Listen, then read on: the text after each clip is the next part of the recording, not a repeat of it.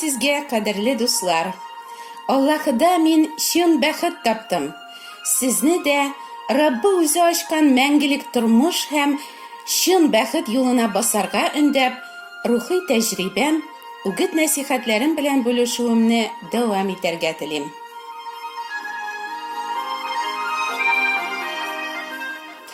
Гаилә корып яши башлавыбызга күп тә үтмәде. Тормыш күгемдә кара болытлар күренгәч, мин кем ул Аллаһы? Ниндирәк ул? Каян белергә аның турында? Нишләп ул миңа бәхетсез язмыш бирә? Мин моңа лаекмыни? Дип уйлана башладым. Изләнүләрем мине Аллаһыга иман итүчеләр җыелышына китерде. Алар миңа, сиңа Аллаһы каршында тәүбә итәргә кирәк, диделәр. Тәүбә итүнең нәрсә икәнен мин ул чагында әле белми идем.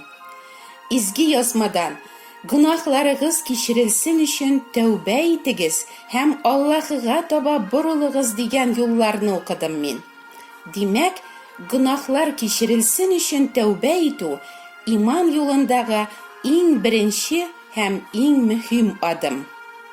Үземә яки якыннарыма ниндидер куркыныч хәлнең булмавын теләгәндә, мин әлбәттә тәүбә дигән сүзләрне кабатлый идем. Ләкин Аллаһы каршында тәүбә итү, ул бөтенләй башка мәгънәгә ия икән. Тәүбә, әстәгъфирулла тәүбә дигән сүзләрне көненә миллион тапкыр кабатласаң да, бу бөтенләй дә тәүбә итүне аңлатмый икән. Чөнки тәүбә итү, ул тәүбә дигән сүзләрне кабатлау түгел, Аллаһыга ихлас борылуны һәм фикерләү рәвешен Аллаһы таләп иткәнчә үзгәрү икәнен миңа изге язмадагы Аллаһының сүзләре аңлатты. Тәүбә итү турында изге язмадан мин менә тагын нәрсәләр белдем. Тәүбә итү, гөнаһларыңны тану, алардан чыгу һәм аңлы рәвештә башка аларны эшләмәү. Тәүбә итү, гөнаһларың өчен оялу, үкенү, җаның әрнү. Тәүбә итү, үзеңчә яшәүдән баш тартып, Аллаһы кушканча яшәргә карар кылу. Мин шунда ук бу сүзләр белән ризалаштым һәм Аллаһы кушканча яшәргә карар кылдым. Аллаһы кушканча ничек яшәргә кирәклеге турында тизрәк һәм күбрәк беләсем килеп, изге язмаларны җентекләп укып аңларга, сеңдерергә тырыштым. Кемдер рәсем ясый. Рәсемне ясаган рәссам аның хуҗасы. Кемдер компьютер иҗат иткән, ул аның хуҗасы. Безне Алла иҗат итеп дөньяга тудырган. Аллаһы безне барлыкка китерүче дә, тудыручы да рухи атабыз. Ул безгә тән дә, сулыш та, язмыш та һәм тормышыбыз өчен кирәкле һәммә нәрсәне дә бирүче. Ул безнең дә, тормышыбызның да хуҗасы. Әлбәттә, без гомеребез буена мин үземә үзем хуҗа, ничек телим шулай яшим дигән ялган белән яшәдек.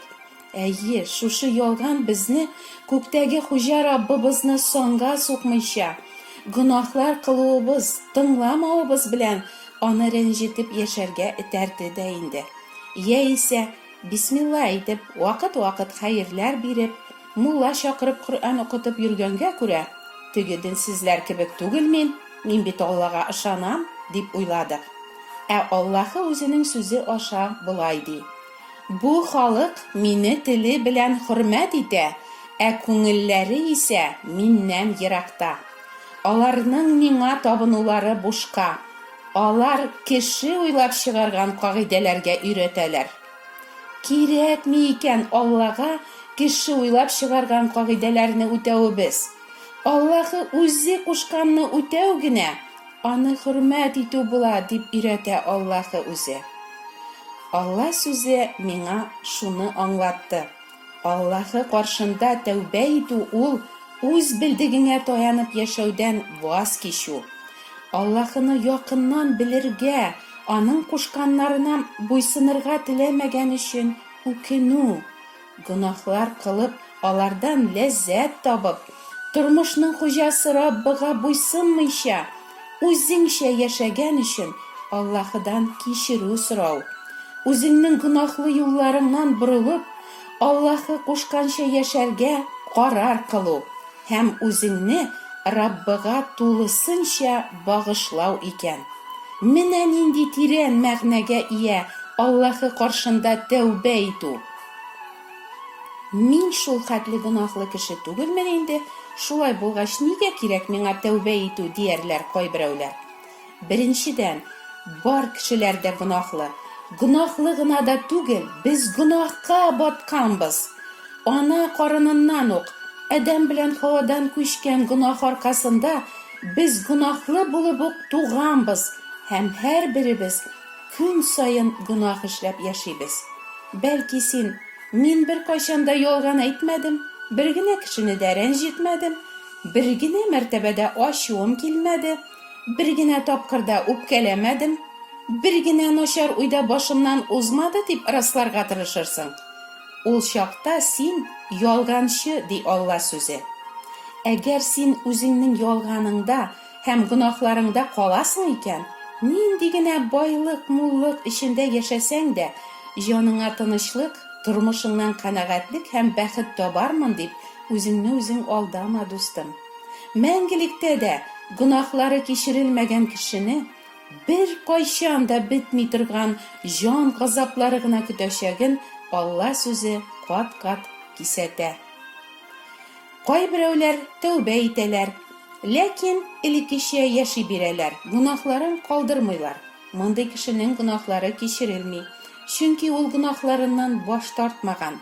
Аның тәүбәсе ялган. Икенче төрле әйткәндә, бу кеше тәүбә иткән, ләкин гөнаһлы юлларыннан борылмаган. Борылу ул үзеңнең ихтыярыңнан баш тартып, тормышыңда Аллаһы ихтыярының үтәлүен теләү. Тәүбә итү ул киң юлдан баруыңнан туктау, ә борылу тар юлдан котылуга таба бару. Тәүбә иткән кеше үзенең тәүбәсе ярдәмендә үзенә оҗмахта инде урын алуга ирешә дип әйтергә буламы? Юк. Тәүбә итү генә әле кешенең йөрәген гөнаһлардан чистартмый. Яхья пәйгамбәр «Тәүбә итегез, Раббыга юл әзерләгез» дип вәгазьли. Димәк, тәүбә итеп, аңлы рәвештә гөнаһлар кылмаска карар кабул итү, ул Раббыга юл әзерләү. Раббы килеп синең күңелеңне чистартсын, йөрәгеңне сөннәтләсен өчен юл әзерләү. Ә ничек Раббы безнең гөнаһка баткан йөрәгебезне чистарта, сафландыра аласың? Бөтен изге язмалар гөнаһлардан чистартучы, коткаручы бер генә затның барлыгы турында сөйли. Ул Гайса Мәсих.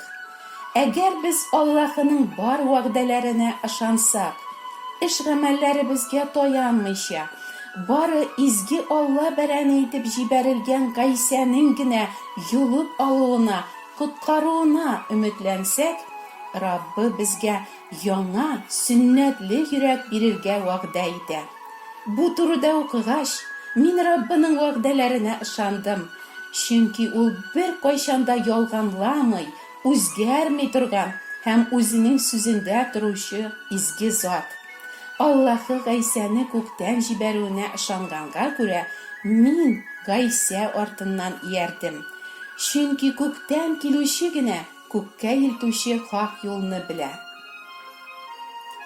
Бер кунакханәдә янгын чыга. Кешеләр котылсын өчен «Янгын, тизрәк чыгыгыз!» дип радиодан да игълан итәләр, телефоннан да, этажларда да кычкыралар, ыгы-зыгы башлана. Ниһаять, янгынны сүндерәләр. Ләкин бер кеше үзенең бүлмәсендә калган һәм ул янып үлгән. Барлык кычкыруларны, кисәтүләрне ул ишетмәгән, чөнки саңгырау булган бичара. Аллаһының «Тәүбә итегез, югыйсә мәңгелек тамукка китәчәксез» дигән кисәтүенә без дә саңгырау булмасак иде, дусларым. Ходай насыйп итсә, киләсе чыгышымда мин сезгә гөнаһларымнан борылу өчен ничек үземдә аларны тикшерүем турында сөйләргә телим. Аллаһы сезгә дә ихлас тәүбә һәм Раббыга борылу бирсен иде. Амин.